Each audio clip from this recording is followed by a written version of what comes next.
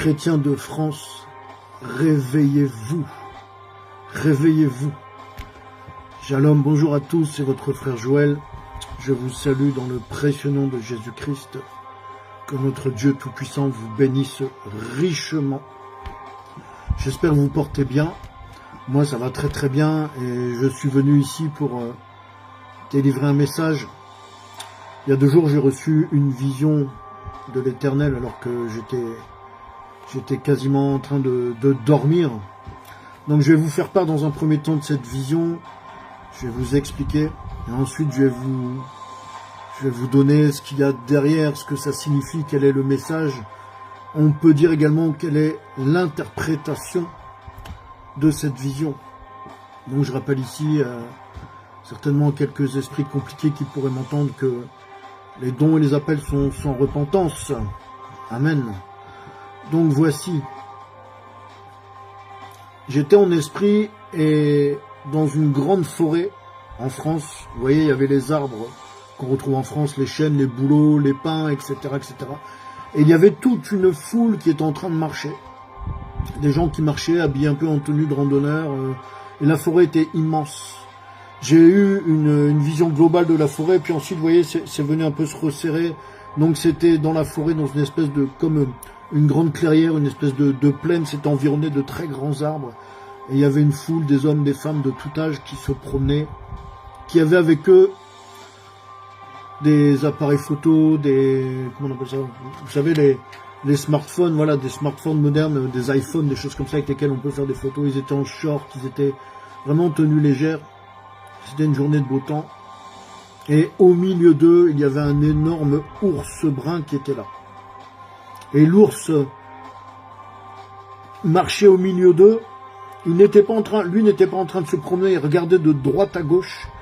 Et donc toute cette foule, tous ces gens, ces hommes et ces femmes, regardaient cet ours comme si de rien n'était. Ils étaient comme hébétés. Ils étaient comme incapables de réagir. L'ours est un prédateur redoutable, d'accord? Et donc cet ours allait de droite à gauche. Et soudainement, il s'est jeté sur un homme qui avait un appareil photo autour du cou. Il s'est jeté dessus, l'a mis au sol. Et il a commencé à le déchiqueter. Il a commencé à le mettre en pièces, clairement. Et l'homme, le seul réflexe qu'il a eu, c'était de prendre son appareil photo et de commencer à vouloir photographier l'ours. Et autour, personne n'était choqué. Les gens regardaient simplement. Les gens regardaient la scène. Ils étaient passifs. Vous voyez? Ils ne cherchaient même pas à fuir. Il n'y avait pas réellement de réaction alors qu'une horreur était en train de se produire devant leurs yeux. Voilà. Et ensuite, ça s'est arrêté là. Donc, évidemment, quand l'Éternel Dieu nous permet de voir ce genre de choses, c'est qu'il a un message. Et je suis venu ici pour vous délivrer ce message et je l'ai donné déjà d'entrée de jeu, en préambule. Chrétiens de France, réveillez-vous. À présent, je vais vous donner l'interprétation de ce message. Vous voyez, cette forêt, elle était vraiment en Europe, en France, et les gens que je voyais étaient habillés réellement, peut-être en tenue estivale, mais à la française. D'accord? Et l'Esprit m'a montré que ces gens, en fait, c'était le peuple de Dieu en France, les chrétiens et les chrétiennes qui sont en France. Donc pas forcément, comment dire, pas forcément des Français natifs, hein, mais les chrétiens qui sont en France de manière générale. Et donc, qu'est-ce que ça veut dire? Eh bien, ça veut dire que, tout simplement, l'ours, c'est un symbole. Dans la Bible, l'ours est symbole de jugement et symbole de la colère de Dieu. Vous voyez? Et les gens sont passifs parce que les gens ne voient plus clair, parce que l'adversaire, les distractions, les idolâtries diverses et variées ont fermé les yeux et les oreilles spirituelles des gens. D'accord? C'est ça que ça veut dire. C'est quand même quelque chose qui est extrêmement grave. C'est-à-dire que se passe-t-il? L'adversaire attaque les chrétiens en France de toutes parts. Vous voyez, c'est ce que symbolisait l'ours au milieu des gens. L'ours ne déambulait pas, il cherchait simplement quelle était la proie, quelle allait lui donner le plus d'appétit pour se jeter dessus et la dévorer. Parce que le diable ne vient que pour voler, égorger et détruire. Eh bien, c'est ça. Le peuple de France est inerte. Le peuple de France, les chrétiens de France, sont endormis. C'est-à-dire qu'une bête féroce se trouve au milieu d'eux, ils n'arrivent même plus à réagir. Ils ne voient même plus que l'adversaire, le diable en France, est en train de les détruire, est en train de les dévorer, de consumer l'Église. Donc je disais que l'ours, c'est ça. Et cette forêt, dans l'esprit m'a révélé que cette forêt était bien en France. Vous voyez, c'était les gens qui s'y promenaient, que j'ai vu se promener dans la clairière, étaient des chrétiens de France. D'accord? Donc ça te concerne aussi, toi qui es chrétien, qui peut venir d'un autre continent. Toi qui as traversé des océans, qui as traversé des montagnes et des plaines pour arriver jusqu'ici. Nous tous sommes concernés. Les chrétiens qui sont en France. C'est un message qui s'adresse, je dirais, à l'ensemble du corps de Christ. Et les ours symbolisent quoi dans la parole de Dieu? Ce sont les conséquences de la désobéissance envers Dieu. Quand Dieu est fâché, il fonctionne toujours de la même manière. C'est un Dieu qui est bon, qui est lent à la colère, mais lorsque la colère de Dieu s'abat, c'est terrible. Et là, la colère de Dieu commence à s'abattre sur ce pays, et ça n'ira pas en s'améliorant. Voilà ce que m'a révélé Dieu à travers ce songe, et voilà ce message que je vous délivre. Pourquoi? Parce que je n'ai pas envie que le sang de plusieurs me retombe sur la tête. Donc, que ceux qui ont des oreilles pour entendre, entendent. Amen. Amen. Donc, vous voyez, on dit toujours que la France est la fille aînée de l'Église.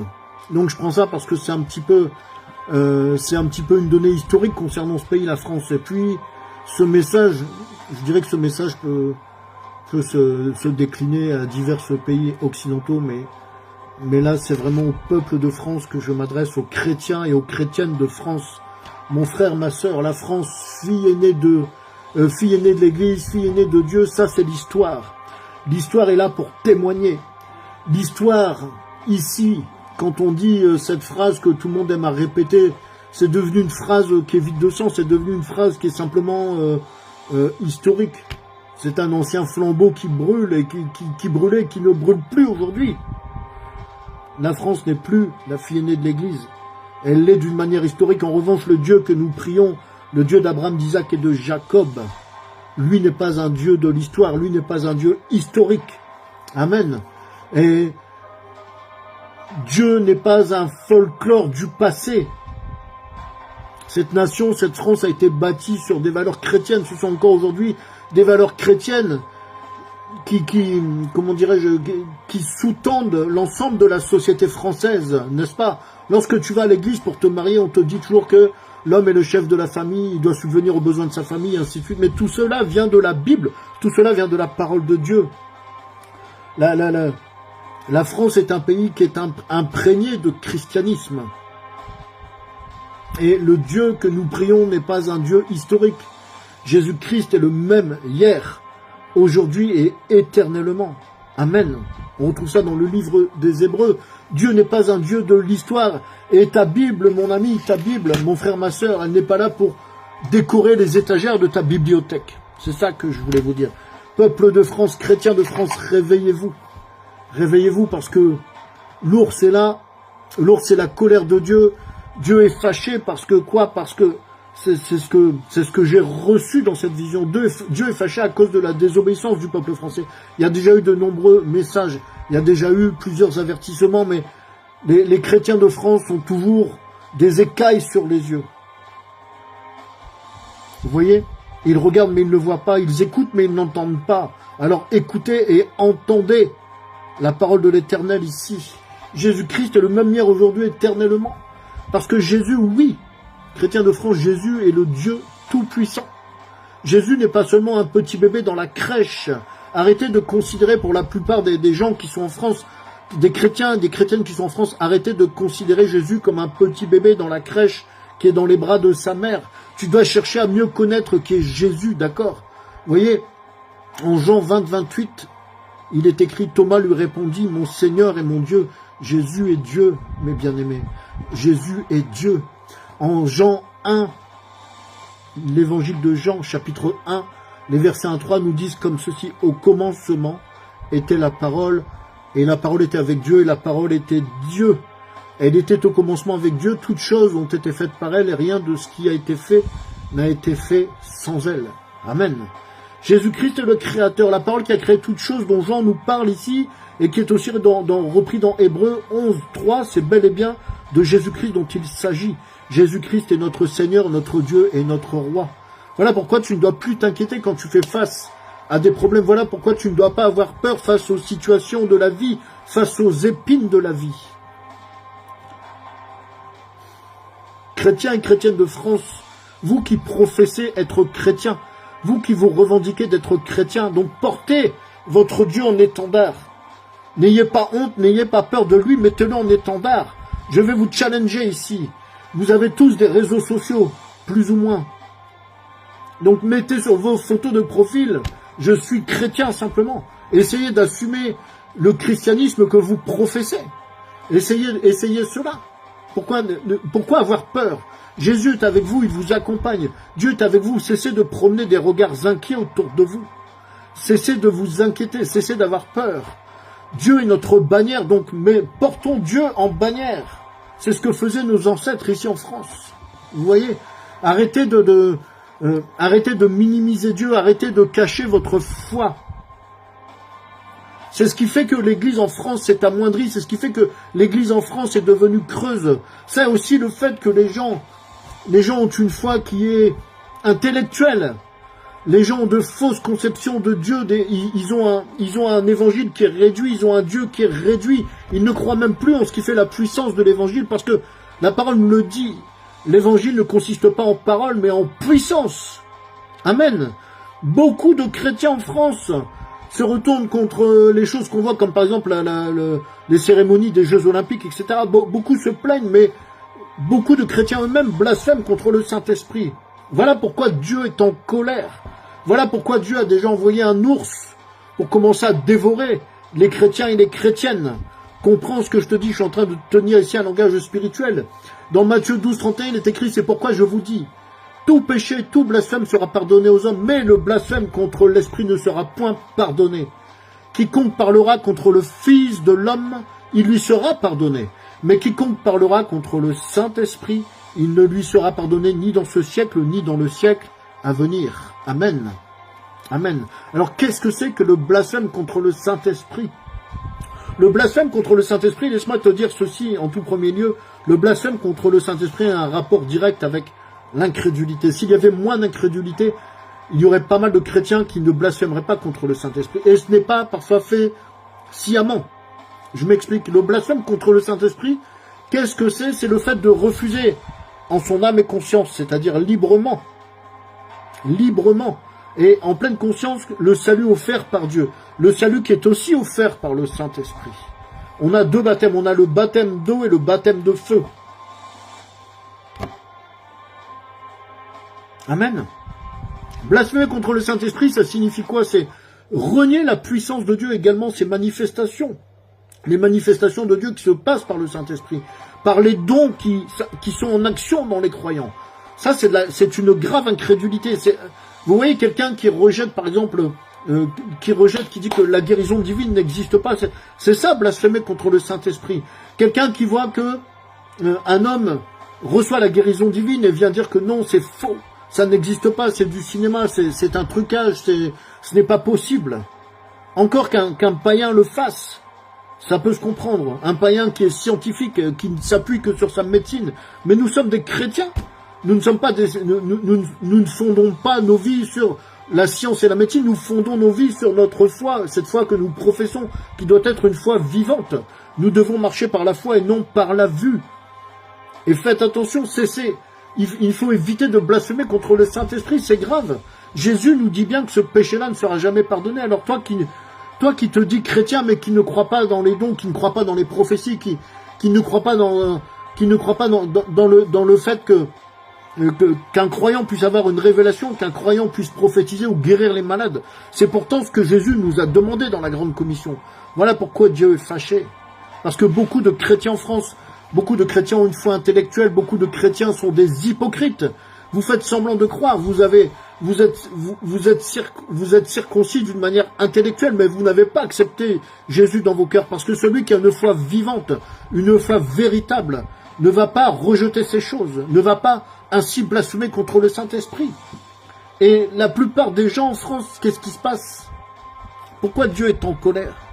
Dieu ne m'a pas montré ça par hasard. La plupart des gens ils vont à l'église. Ici, je parle pas forcément de l'église catholique ou ceci. Peu importe que tu sois pentecôtiste, que tu sois baptiste, que tu sois catholique, que tu sois protestant, ça n'a strictement rien à voir.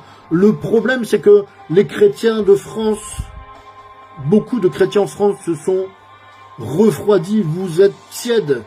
Il n'y a plus ce feu qui brûle en vous, ce feu, cet amour pour Christ ne brûle plus en vous. Vous êtes devenus tièdes. Et au grand jour terrible du jugement, à la fin, Jésus vous vomira de sa bouche.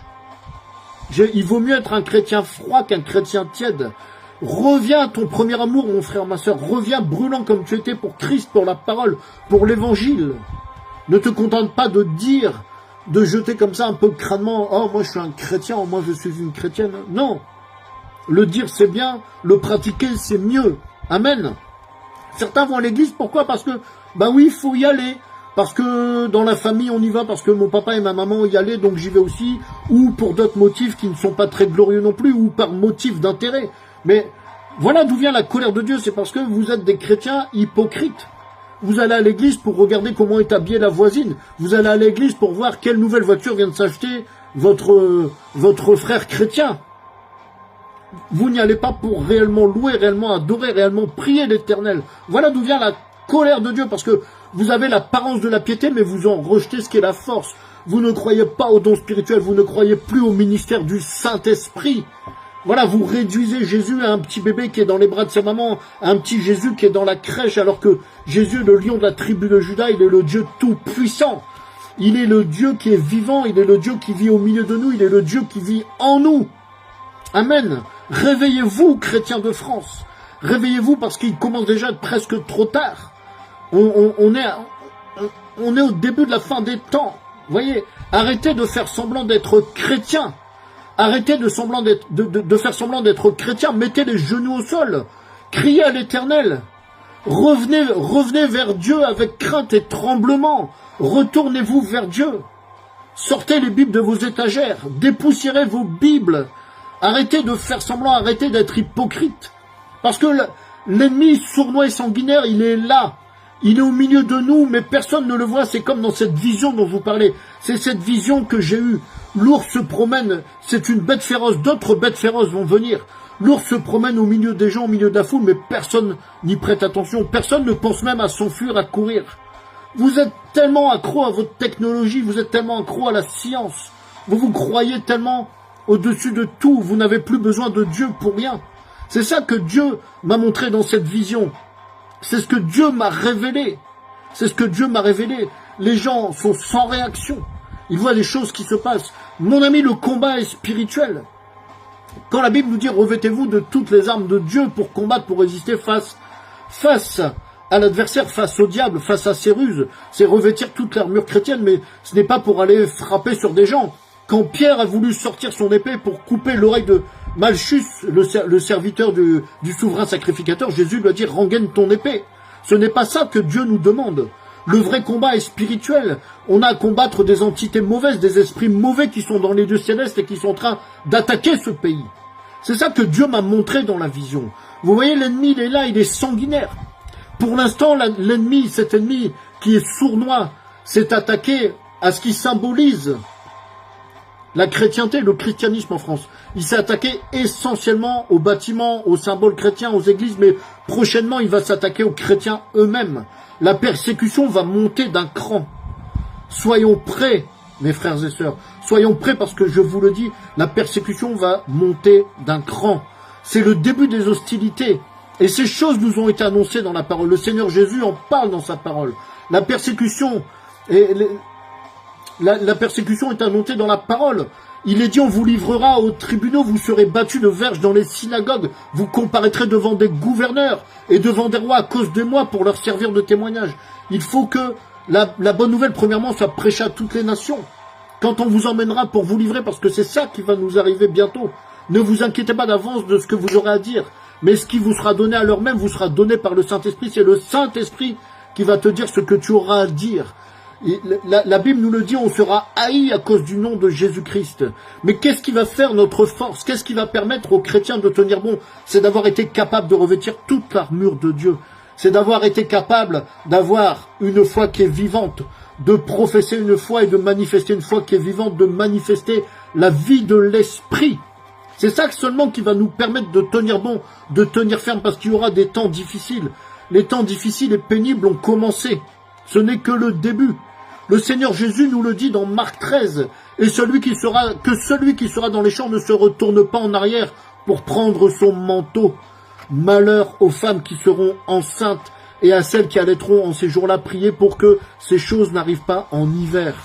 Or, je vous le redis ici, dans cette vision que j'ai eue il y a 2 jours, l'ours s'est jeté sur une personne, a commencé à le dévorer. Cette personne, cet homme, tout ce qu'il a su faire, il n'a pas réagi, il n'a pas cherché à fuir. Il a juste voulu prendre l'ours en photo. Pourquoi? Parce que les gens ne vivent qu'à travers la technologie, ne vivent qu'à travers les réseaux sociaux. Quand un événement se passe, quand quelque chose de grave arrive, au lieu d'aller, comment dirais-je, porter secours, les gens ne font que filmer, photographier. Les gens sont devenus des coquilles vides. Les gens sont en train d'être zombifiés par un esprit d'endormissement, un esprit d'aveuglement. Les gens sont affaiblis par les ruses du diable. Les gens sont affaiblis par les convoitises, par tout ce qui est du domaine de la séduction que l'adversaire met sur notre chemin. Vous voyez, dans la Bible, on nous parle de Samson et Dalida. Et il est écrit que Dalida fit reposer la tête de Samson sur ses genoux, qu'elle lui caressa la tête et qu'elle l'endormit. Le peuple de France, il s'est laissé endormir par Dalida de la même manière. Il s'est laissé endormir par la séduction, il s'est laissé endormir par des esprits trompeurs, par des esprits séducteurs. Mais ces esprits, ne vous y trompez pas, ils sont féroces. Ils sont féroces. Vous voyez, l'amour que vous avez envers Dieu, il doit cesser de refroidir. Revenez à votre amour pour Dieu, à l'amour brûlant et incandescent que vous aviez au départ de votre conversion. Dans Romains 2,13, l'apôtre Paul nous dit, ce ne sont pas en effet ceux qui écoutent la loi qui sont justes devant Dieu, mais ceux qui la mettent en pratique qui seront justifiés. Amen.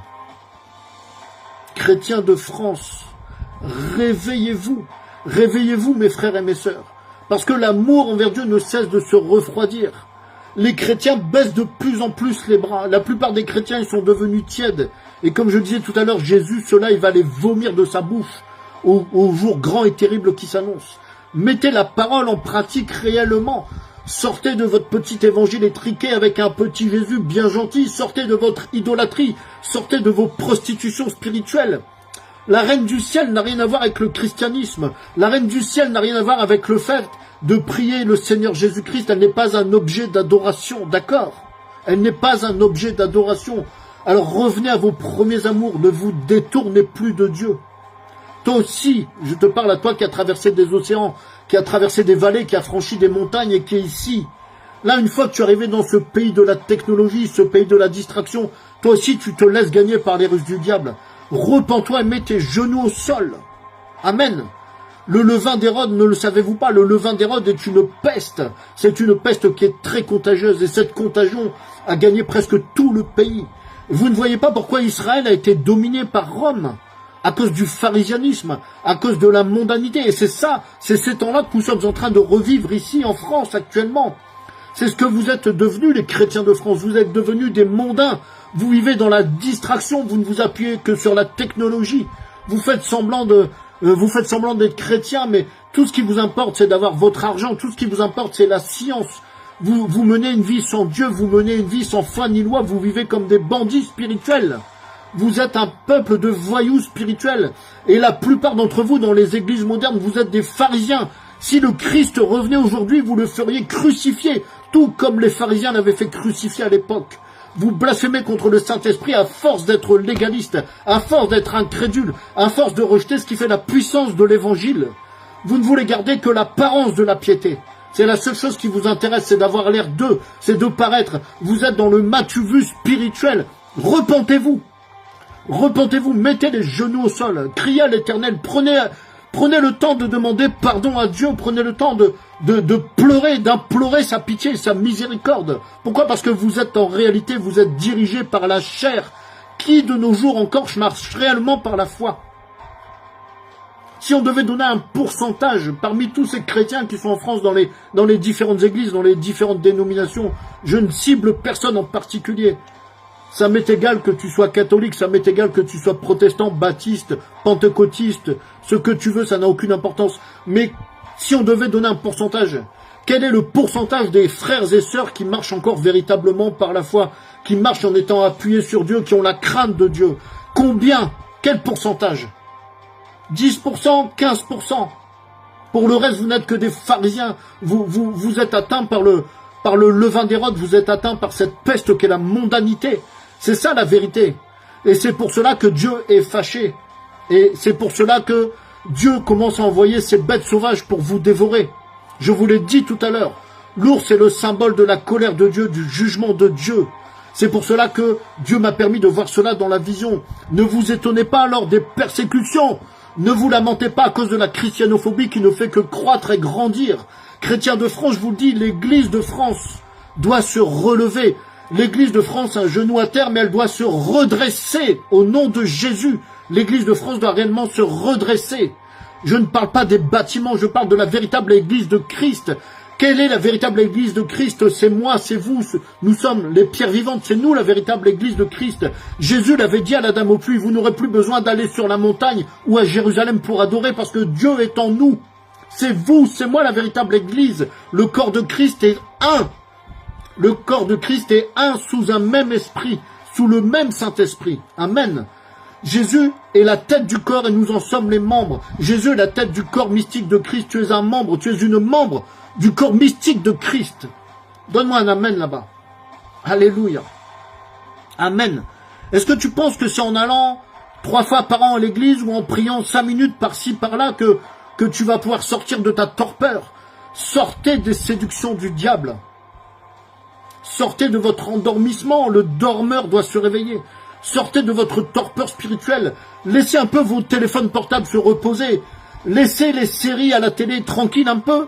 Laissez les matchs de football se reposer aussi. Revêtez-vous de toute l'armure de Dieu pour résister. Tenez ferme face aux attaques du diable. Tenez ferme face aux séductions, face aux ruses de l'adversaire. Le combat, le vrai combat est spirituel. Bien-aimés, peuple de Dieu, repentez-vous de vos faiblesses. Repentez-vous de vos manquements, repentez-vous de votre paresse spirituelle et adorez-le en esprit en vérité parce que c'est ce qu'il nous demande, parce que le Seigneur Jésus-Christ, notre Seigneur, notre Dieu, notre Roi, demande une seule chose, notre cœur. Alors repentez-vous, il ne dédaignera jamais un cœur repentant. Il est bon et miséricordieux, il est lent à la colère, mais là, je peux vous le dire, parce que je l'ai vu, parce que Dieu a permis que je le voie pour que je puisse ici vous le dire, ici vous le proclamer. Dieu est en train de rentrer dans une colère et son jugement est en train de s'abattre sur ce pays. C'est ça qui est en train de se passer. Ne voyez-vous pas les choses qui se passent autour de vous? Le Seigneur Jésus l'avait dit à ses disciples qui lui posaient la question, « Maître, à quoi est-ce que nous reconnaîtrons ces choses ?» Et le Seigneur Jésus avait dit, « Inspirez-vous de la nature. Lorsque le printemps arrive, vous voyez que l'arbre commence à bourgeonner. » Le problème, c'est que les chrétiens de France ont les yeux et les oreilles qui sont fermés. L'esprit est fermé, il n'y a plus de spiritualité chrétienne. Il n'y a plus de vie en Christ, il n'y a plus de vie de l'esprit. Tout cela est en train de tomber. Tout cela est en train de chuter. Réveillez-vous. Repentez-vous, mes frères et sœurs. Chantez ces louanges, proclamez ces hauts faits. N'attendez pas qu'un évêque, qu'un pasteur ou qu'un prêtre ou un curé le fasse à votre place. Ce n'est pas l'homme de Dieu qui va te donner le salut. Ce n'est pas l'homme de Dieu qui va te permettre d'aller au paradis. C'est vous-même, c'est toi-même. Ce ne sont pas les hommes de Dieu qui sauvent. Nous nous sauvons nous-mêmes, le salut est individuel. Mais par contre, le redressement de l'Église, qui est une nécessité vitale aujourd'hui dans ce pays, et je dirais même dans l'ensemble de l'Occident, le redressement de l'Église nécessite un effort de l'ensemble du corps de Christ. Tu as ta part à faire, j'ai ma part à faire, le pasteur a sa part à faire, le docteur de la loi a sa part à faire, mais tous nous devons faire quelque chose. Arrêtez d'être des chrétiens passifs, soyez actifs, soyez acteurs dans votre foi. Remuez-vous, vraiment réveillez-vous, parce que il y a d'autres ours, sinon d'autres bêtes qui vont venir vous dévorer jusqu'au dernier. On va se faire dévorer jusqu'au dernier ici en Occident. J'espère que quelqu'un me comprend ici. Vous devez être plus que des croyants, vous devez devenir l'épouse de Christ. Parce qu'on arrive à la fin de la dispensation de la grâce, parce que la dispensation prochaine, celle qui arrive, c'est la dispensation du millénium, c'est-à-dire que nous devons nous préparer à l'enlèvement. nous devons nous préparer à l'enlèvement. Et ce n'est pas en étant tiède qu'on peut se préparer à l'enlèvement. Ce n'est pas en laissant nos Bibles décorer nos étagères qu'on peut se préparer à l'enlèvement. Ce n'est pas en priant 5 minutes par jour qu'on peut se préparer à l'enlèvement. Réveillez-vous. Réveillez-vous, mes frères et sœurs. Réveillez-vous parce qu'il commence déjà à faire sombre. L'heure est avancée. Le siècle est vraiment mauvais. Le siècle est vraiment méchant. Soyez bénis, fortifiez-vous en Christ, notre Seigneur à tous. Fortifiez-vous en Christ. Seigneur Dieu Tout-Puissant, mets dans ton peuple qui est ici en France un esprit de repentance. Mets dans ton peuple, Seigneur, qui est ici en France, dans mes frères et sœurs, mets-leur un esprit de crainte, qu'ils puissent te craindre, Seigneur. Esprit de crainte de l'Éternel, tombe sur mes frères et sœurs maintenant. Je te le demande au nom de Jésus-Christ. Amen. C'était votre frère Joël. Que Dieu vous bénisse abondamment, que Dieu vous bénisse richement. Soyez fortifiés, soyez vivifiés. Que le Saint-Esprit tombe sur vous, qu'il vous remplisse de sa puissante onction et levez-vous. Nous sommes une armée. Nous sommes l'armée du Christ. Nous sommes des combattants spirituels. Levez-vous, portez Dieu en étendard, mes bien-aimés. C'était votre frère Joël. Soyez richement bénis. Je vous dis à très bientôt. Shalom.